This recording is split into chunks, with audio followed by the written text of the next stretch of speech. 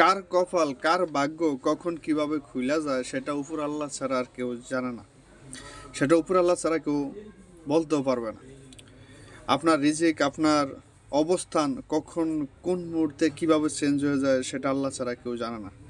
আমাদের প্রতিনিয়ত যে বিশ্বাস স্থাপন করতে হবে সেটা উপর আল্লাহর নিকট। আল্লাহ পাক যদি আমার আপনার কপালে ভালো কিছু রাখে তাহলে হয়তো সেটা ইনশাআল্লাহ সময়ের ব্যবধানে ঠিকই কোনো না কোনো সময় আইসা ধরা দেবে।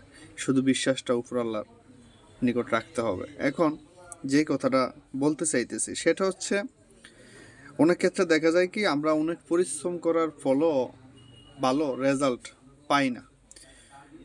আর এটার জন্যই আমাদের ভাগ্য প্রয়োজন।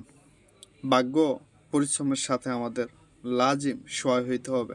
যদি ভাগ্য ভালো না হয়, আপনি আমি যতই পরিশ্রম করি না কেন, হয়তো ফোড়া কপালে কখনো ফুল ফুটবে না। তাই পুরা কপালে ফুল ফুটতে হইলে লাজিম ভাগ্যেরও প্রয়োজন। সবাই সবার জায়গা থেকে দোয়া করবেন আল্লাহ পাক যাতে সবার জীবনকে সুন্দর এবং সহজ করে তোলে। সবাই ভালো থাকবেন। আল্লাহ হাফেজ। আসসালামু আলাইকুম।